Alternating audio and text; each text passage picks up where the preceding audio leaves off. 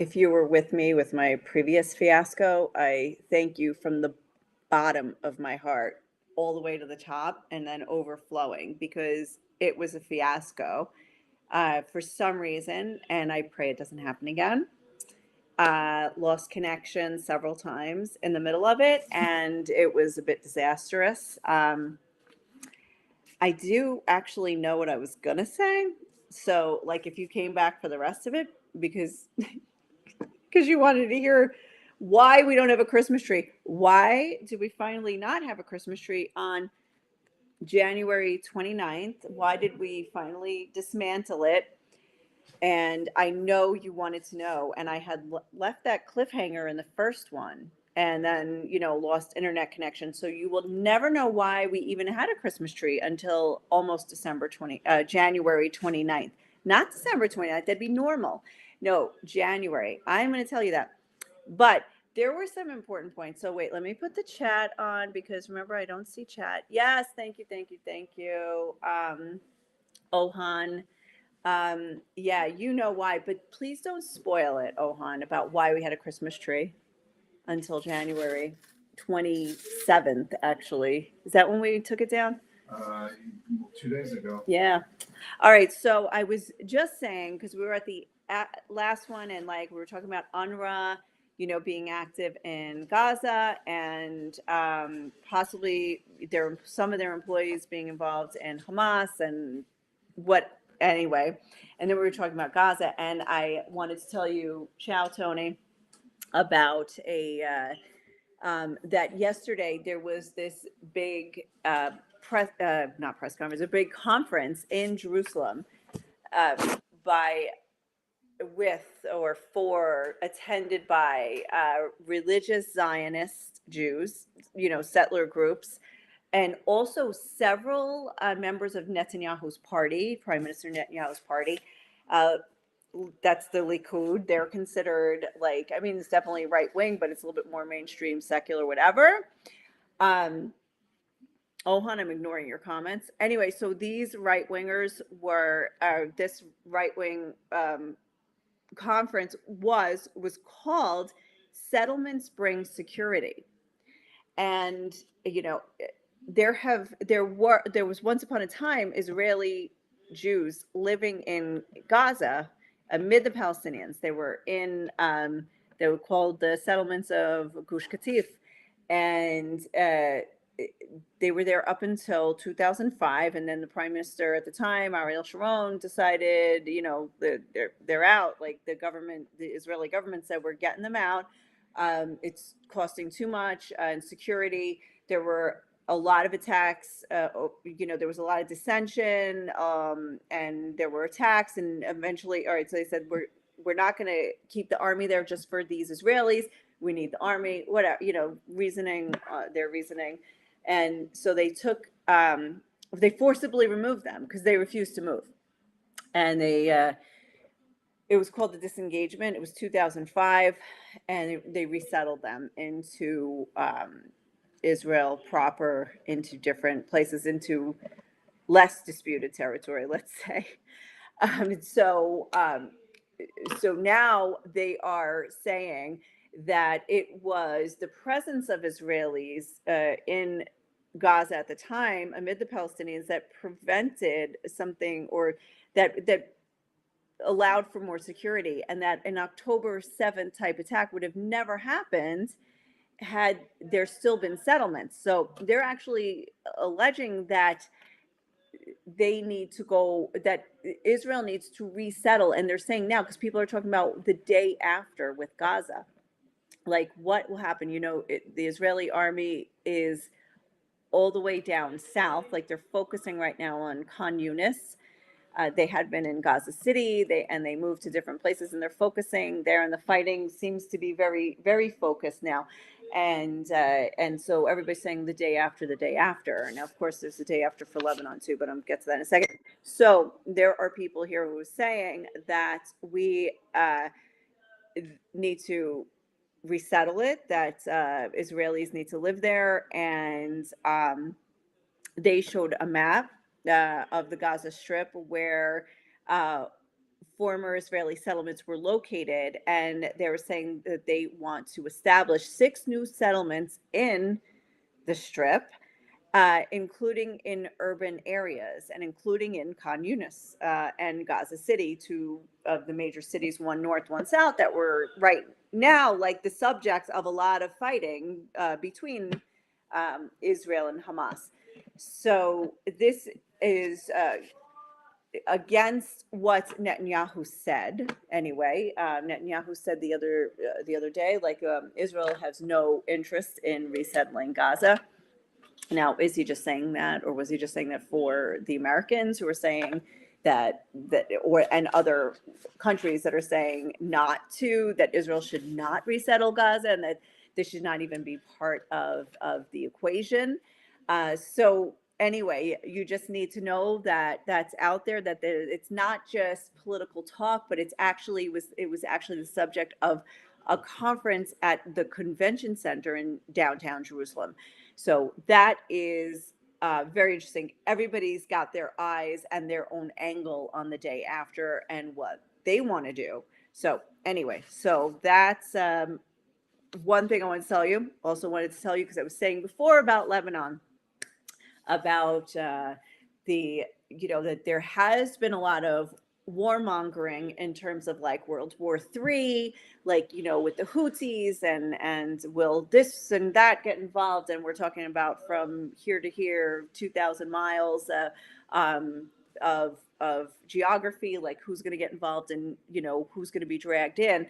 And then there's Lebanon, and it has been heating up a lot in the last couple days. And then what happens is it heats up and then it cools off. So, does that mean, okay, nobody really wants a war? Maybe nobody wants it. Maybe Hezbollah doesn't really want to go to war with Israel. Maybe. But there is a thinking here that Israeli residents will never be able to move back to their houses in the north if Hezbollah is not destroyed. So this is a thinking that is going on here right now. So if that's the case, and if Hezbollah is not going to, if Hezbollah will still exist, and like, let's say like the war in Gaza is over, okay, everybody go back. There's a feeling that they will be insecure. So there is a widespread thought that from a lot of people that I've spoken to, a lot of people. Now, I'm not talking about, this was in the media. I'm not talking about like this is news. I'm talking about people who either are in the military or are in the reserves or have friends or residents or whatever who are pretty convinced war is going to happen in the north of Israel with Hezbollah in southern Lebanon, and it's going to be after that Gaza's more secure, like Gaza's more under control, and after that, when Israel can release some of its troops, which, by the way, have released a lot of its troops, either released, like you're done with your reserve, you can go home, and they've moved several units that had been operating in Gaza for months. Several of them are done now. Like as of this past week, they're just being released, like many of them are being released. So they're out, right? So so the question is, are they being released to go north? Will they be recalled to then fight in the north and stuff? So a lot of people are saying that this is going to happen. We had somebody who said, yeah, my date to go up there is, give us a date for next month, and said, I'm going up to the north. And it said something about supplies. And he said, oh yeah, I would get supplies if I were you. And I like, what?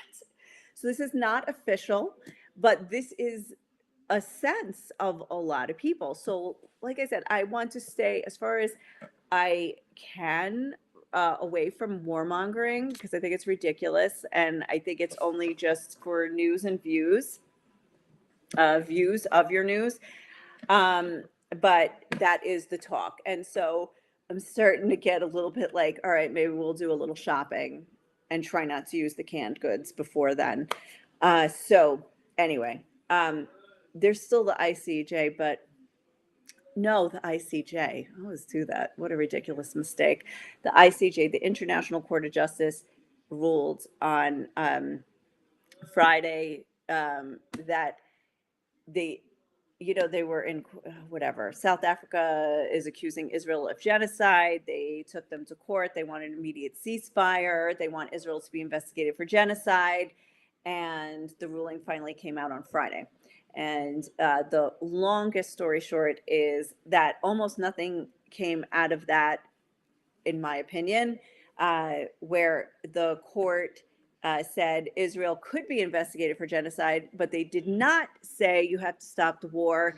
And also, there was another major point that, on my website, nickjan.com, nicjan.com, I wrote about it.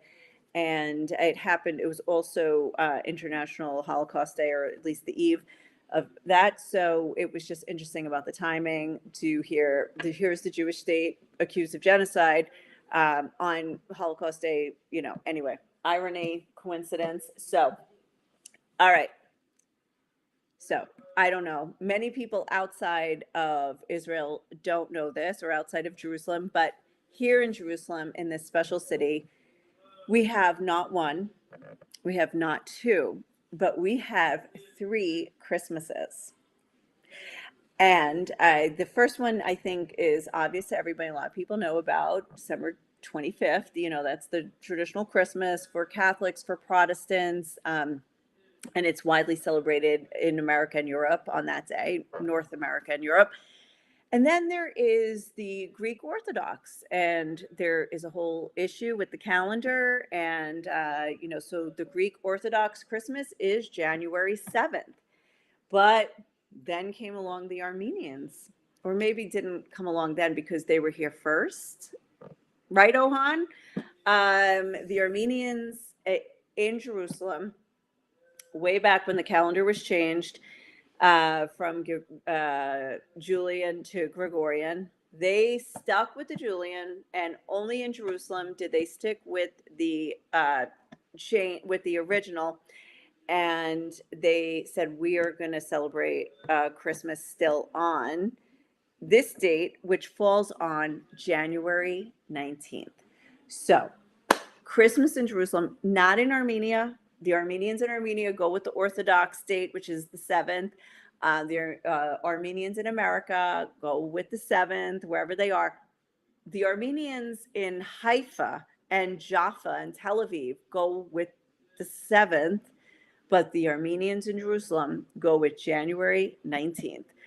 And so our Christmas season is almost a month long here in Jerusalem, and I love it. But in any case, they didn't have anything this year because, as I've reported in the past, there was no Christmas. Christmas was canceled here in the Holy Lands.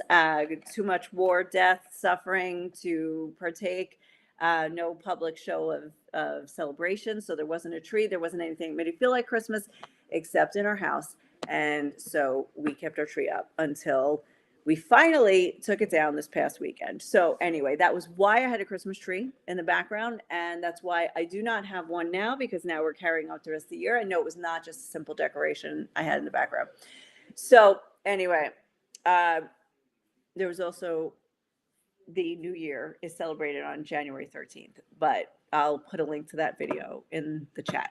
So anyway, thanks for watching. Thank you for enduring with the fiasco of no internet when you're live streaming. It's not even raining. Okay, anyway, thanks a lot. I'm going to sign out. Ciao for now.